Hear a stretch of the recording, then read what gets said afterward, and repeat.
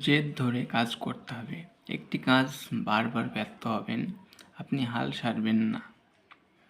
একটি সময় গিয়ে আপনি সেই কাজে সাফল্য এবং সাকসেস হতে পারবেন।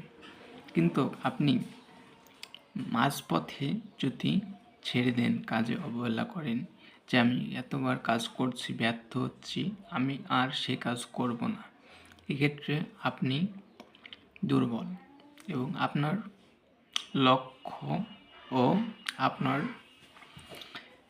উন্নত ও কাজ থেকে পিছিয়ে পড়ছেন এক ধাপ।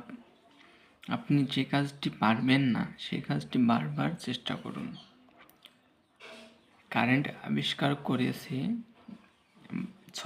যে বাল্ব আবিষ্কার করেছে সে বৈজ্ঞানিকের কথাই বলছি, সে 99 বার ব্যর্থ হয়েছে একটি বাল্ব বানানোর জন্য। তারপরেও সে থেমে থাকেনি। সে বলেছে আমি 99 বার ব্যর্থ হইনি, আমি 99 বার চেষ্টা করেছি এবং ভুল থেকে শিক্ষা গ্রহণ করেছি। একটি ক্ষেত্রে সে 100তম বার চেষ্টা করার পর বাল্বটি বানাতে পেরেছে। আমরা সক্ষম। আমরা সেই কষ্ট চেষ্টা প্রতীক্ষার জন্য আমরা বাল্ব রাতের বেলায় আলো পাই এবং কত কষ্ট মেহনতির পর এই বাল্বটা তিনি আবিষ্কার করেছেন। তিনি মানুষের কল্যাণের জন্য কাজ করেছেন।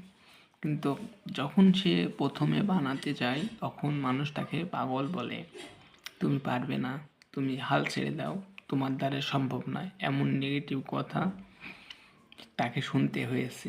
কিন্তু তার একটাই চেষ্টা ছিল যে আমি এটা পারবো, ইনশাল্লাহ পারবো, আমাকে চেষ্টা করতেই হবে। তার জেদ ও আত্মবিশ্বাস তাকে এই কাজটি করতে সফল করেছে। তাই আমরা ভেঙে পড়ব না। এ থেকে আমরা কি শিক্ষা নিলাম? আমরা বারবার কাজে ব্যর্থ হব, সেই ব্যর্থতার কাজ থেকে আমরা শিখব, তার ভালো উন্নত কাজ করার চেষ্টা করব। একটিবার ব্যর্থ হয়েছি বলে আমরা সেই কাজ থেকে পালিয়ে চলে যাব, এড়িয়ে চলে যাব, সম্পূর্ণ না করে, শেষ না করে আমরা হাল ছেড়ে দিই। এটা করা ঠিক নয় ভাই। আমরা চেষ্টা করব, বারবার ব্যর্থ হব, ব্যর্থ থেকে আমরা শিখব এবং একটি সময় আল্লাহ তাআলা ঠিকই আপনার চেষ্টা ও পরিশ্রম দেখে সফলতা অর্জন করবে ইনশাল্লাহ।